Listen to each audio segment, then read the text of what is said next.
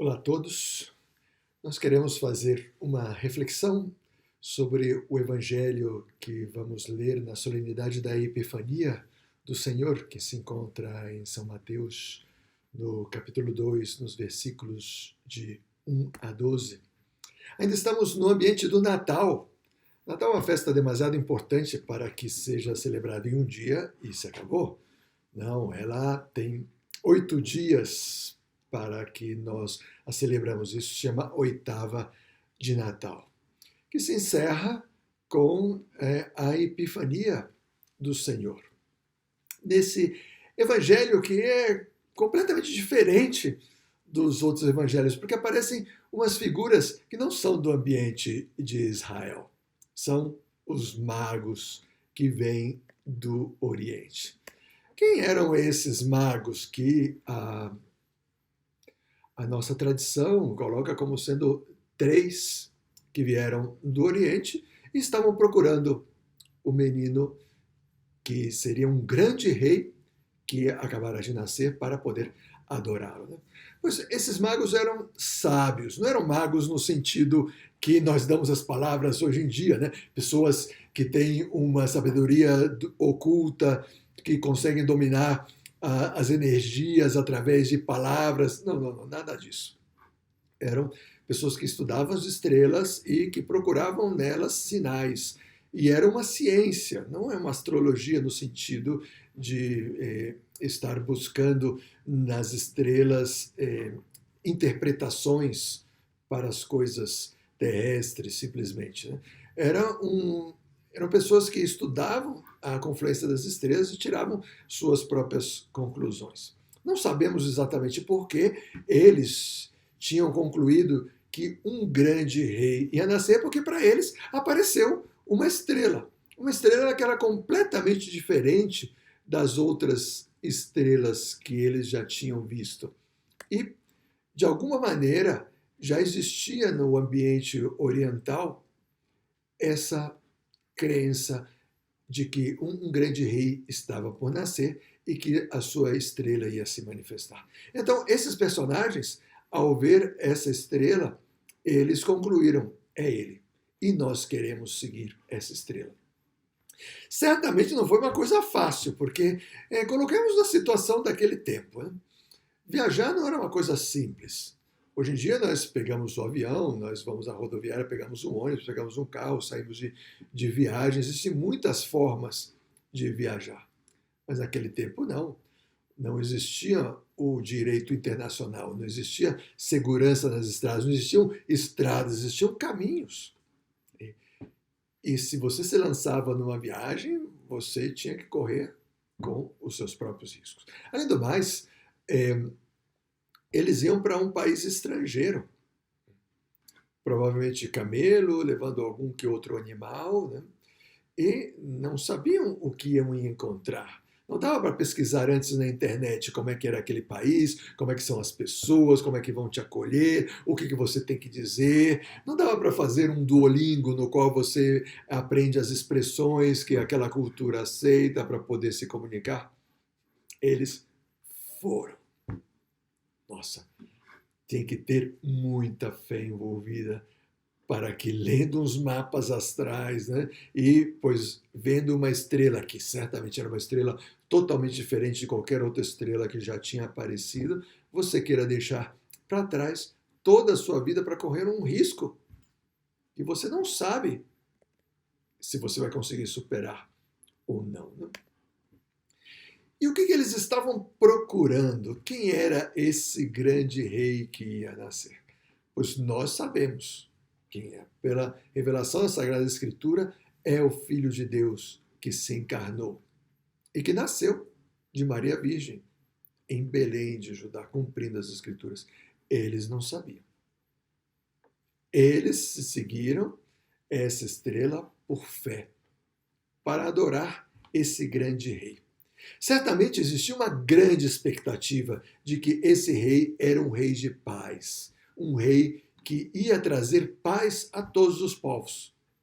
E era isso que eles estavam desejando quando eles seguiram essa estrela procurando esse rei. E então essa estrela os levou a Jerusalém. Chegando em Jerusalém, segundo o texto, a estrela desaparece. Que horror! E agora, o que nós vamos fazer? Bom, a estrela nos conduziu até o reino de Israel, então, se é um grande rei que vai nascer, o rei do local deve saber alguma coisa. Então, aí foram esses magos com o rei Herodes para perguntar. Mas também diz a Sagrada Escritura que quando eles chegaram lá, Herodes se assustou e com ele toda Jerusalém. Como assim chegaram aqui uns magos perguntando por um rei que acaba de nascer? Se eu, que sou o rei de Israel, não tive nenhum filho. Então Herodes estava assustadíssimo. Imediatamente ele pensou num reino terreno. Talvez os magos também pensavam nisso, né? Mas não era isso que Deus estava querendo quando resolveu se encarnar em Jesus Cristo. Ele estava querendo outra coisa muito diferente. E então Herodes mandou consultar lá os sábios, que eram as pessoas que eram entendidas das Sagradas Escrituras, ou seja, os doutores da lei, aqueles que liam e estudaram, e eles disseram: sim, vai nascer um grande rei, o Messias, o Senhor. Dizem as profecias que ele deve nascer em Belém de Judá. E assim veio Herodes e falou isso para os magos com má intenção. Ainda que ele disse para eles: olha, vão até eles e vejam onde ele está, depois venham e me avisam para que também eu possa ir adorá-lo. Mentira! Herodes o que queria era acabar com esse rei que queria usurpar o seu reino. Era óbvio que Jesus ele não nasceu para isso, não nasceu para usurpar o reino de ninguém. Se Herodes tivesse compreendido isso, ele teria reinado com paz, ele seria um grande rei. Mas não. Bom, partiram então os magos e foram até lá e encontraram. Enquanto eles saíram de Jerusalém, seguindo as indicações, né? Então a estrela voltou a brilhar e os conduziu para o lugar onde estavam José e Maria, com o menino recém-nascido que estava deitado nessa cova, nessa manjedoura, enrolado em panos, e o adoraram e ofereceram ouro, incenso e mirra. Essa festa significa que Deus ele não veio só para os israelitas. Desde o seu nascimento, ele atraiu todos os povos simbolizados nesses três personagens, né, que vieram do Oriente. Quer dizer, toda a humanidade tem fome e sede de Deus. Toda a humanidade estava esperando essa manifestação de Deus.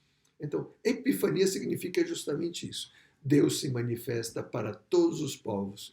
E todos os povos, simbolizados nesses três reis magos, vêm adorar o Messias, o Senhor, o Rei da Paz, que acaba de nascer em Israel.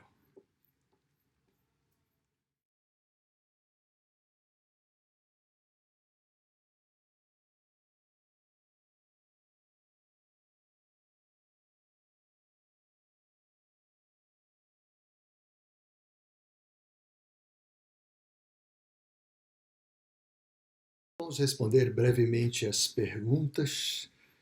Em primeiro lugar, por que as pessoas em Jerusalém não foram procurar o Messias uma vez que os magos vieram e disseram que ele tinha nascido, né?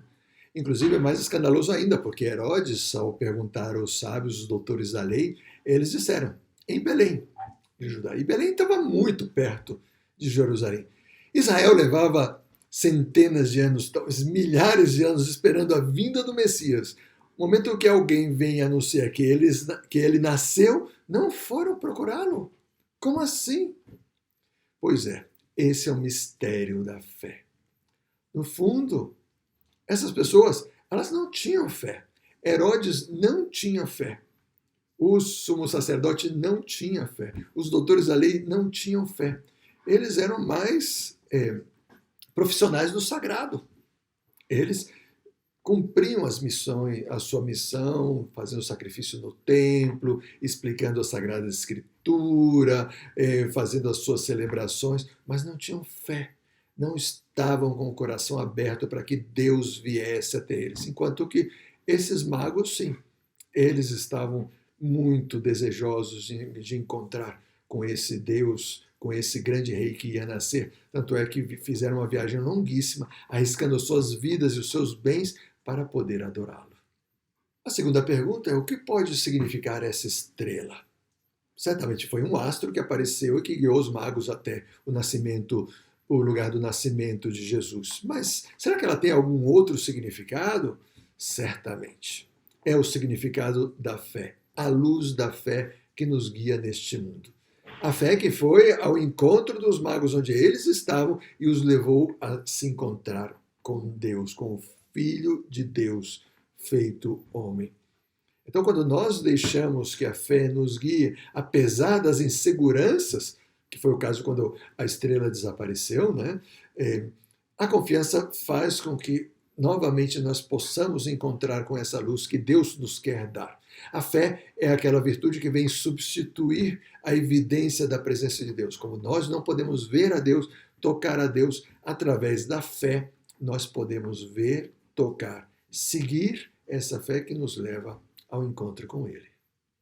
Os três presentes. Certamente são presentes simbólicos, que simbolizam aspectos muito importantes de Jesus. O primeiro é o ouro. O ouro se dá ao rei. É o reconhecimento de que Jesus é rei. Ele veio para reinar, mas não reinar como os reis desse mundo. Ele veio trazer o reino de Deus para nós, do qual ele mesmo é o reino. Ele é rei e é reino. O incenso. O incenso é o que se oferece a Deus. O incenso é um simbolismo de manifestação divina. Então, entregando o incenso a Jesus era um reconhecimento de que ele é o Filho de Deus, ele é Deus. E, finalmente, a mirra, o presente mais diferente dos outros, né? Porque a mirra é aquilo que se usa para ungir na dor, é para tirar a dor, é para diminuir a dor, é como um bálsamo. Pois é, era um reconhecimento de que Jesus ele ia sofrer. O seu reinado não ia ser um reinado simples. Inclusive, ele teria que dar a sua própria vida para nos redimir. Então, profeticamente, os magos trouxeram esses três presentes que dão um simbolismo das grandes prerrogativas de Jesus. Ele é rei, por isso ele ganha ouro. Ele é Deus, por isso ele ganha incenso. E ele ia morrer pelos nossos pecados, por isso ele ganha a mirra. Que Deus lhes abençoe, em nome do Pai, do Filho e do Espírito Santo. Amém.